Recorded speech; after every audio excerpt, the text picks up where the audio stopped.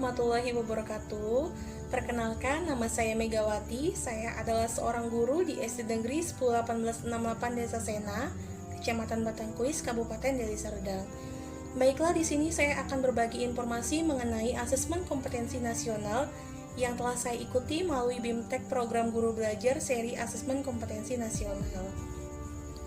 Berdasarkan BIMTEK yang telah saya ikuti dari Program Guru Belajar Seri Asesmen, dapat diketahui bahwa asesmen itu bertujuan untuk meningkatkan sistem pendidikan nasional. Asesmen nasional dirancang tidak hanya sebagai pengganti ujian nasional, akan tetapi sebagai penanda perubahan paradigma evaluasi pendidikan. Asesmen nasional tidak lagi mengevaluasi capaian murid secara individu, akan tetapi mengevaluasi dan meningkatkan sistem pendidikan. Nah, apa sih bedanya dengan ujian nasional?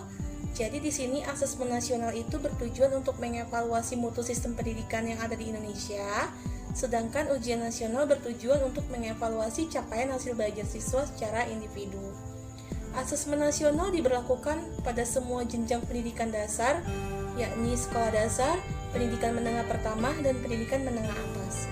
AKM ini merupakan hasil belajar kognitif yang tercermin dalam bentuk literasi dan numerasi. Nah, mengenai hal ini ada juga yang dikatakan dengan survei karakter. Survei karakter dalam hal ini terdiri dari sosio-emosional, yakni sikap, nilai, keyakinan, serta perilaku yang dapat memprediksi tindakan berdasarkan profil belajar Pancasila, yakni beriman dan bertakwa kepada Tuhan Yang Maha Esa, mandiri, bernalar kritis, kreatif, bergotong royong, dan berkebinekaan secara global. Kemudian ada survei lingkungan belajar, yaitu untuk mengevaluasi dan memetakan aspek pendukung kualitas pembelajaran yang ada di lingkungan sekolah. Mengapa asesmen nasional hanya diikuti oleh sebagian siswa?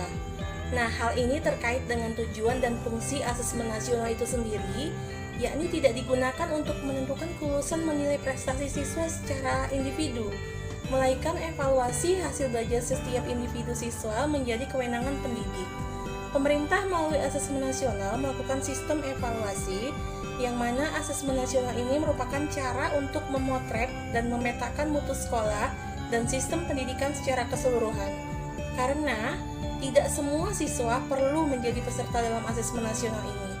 Yang diperlukan adalah informasi dari sampel yang mewakili populasi siswa di setiap sekolah pada jenjang kelas yang menjadi target dari asesmen nasional. Selain itu, asesmen nasional juga digunakan untuk memotret dampak dari proses pembelajaran di setiap satuan pendidikan. Sebagaimana yang telah saya katakan sebelumnya, bahwa asesmen nasional ini menyangkut dua hal. Yang pertama yaitu literasi dan yang kedua adalah numerasi. Literasi di sini adalah literasi membaca. Dalam penilaiannya, asesmen literasi membaca tidak hanya mengukur topik atau konten tertentu, tetapi berbagai konten, berbagai konteks, dan pada beberapa tingkat proses kognitif. Pada jenjang sekolah dasar terdapat 3 level pembelajaran, yakni level pembelajaran teks fiksi dan level pembelajaran teks informasi. Nah, konten pada literasi membaca menunjukkan jenis teks yang digunakan. Dalam hal ini dibedakan ke dalam 2 kelompok, yaitu teks informasi dan teks fiksi. Kemudian, tingkat proses kognitif menunjukkan proses berpikir yang dituntut atau diperlukan untuk dapat menyelesaikan masalah ataupun soal. Pada literasi membaca, level tersebut adalah menentukan informasi, interpretasi, dan integrasi secara evaluasi dan refleksi. Sedangkan konten menunjukkan aspek kehidupan atau situasi untuk konten yang digunakan. Kemudian ada namanya literasi numerasi. Nah, numerasi ini merupakan suatu kompetensi yang mencakup pengetahuan, keterampilan, perilaku, dan disposisi yang dibutuhkan siswa untuk menggunakan matematika dalam cakupan dan situasi yang lebih luas lagi. Pada numerasi, konten dibedakan menjadi 4 kelompok, yaitu bilangan, pengukuran, dan geometri, data dan ketidakpastian, serta aljabar. Kemudian tingkat proses kognitif menunjukkan proses berpikir yang dituntut atau diperlukan untuk dapat menyelesaikan masalah ataupun soal. Mengapa sih harus pembelajaran berbasis kompetensi? Nah, pembelajaran berbasis kompetensi, siswa diharapkan mampu mendemonstrasikan pengetahuannya, penguasaan konsepnya, dan keterampilannya dalam proses pembelajaran. Karakteristik utama dalam pembelajaran berbasis kompetensi ini fokusnya adalah pada tingkat penguasaan.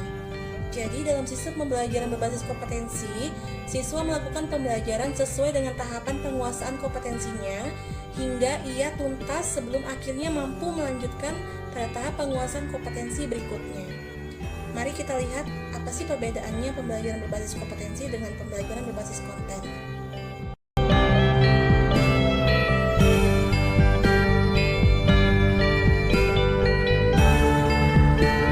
Begitu banyak hal-hal dan manfaat yang kita dapatkan dari BIMTEK Guru Belajar Seri AKM ini, maka saya juga mengajak rekan guru yang ada di sekolah saya untuk mendaftar mengikuti BIMTEK Asesmen Kompetensi Nasional secara bersama-sama.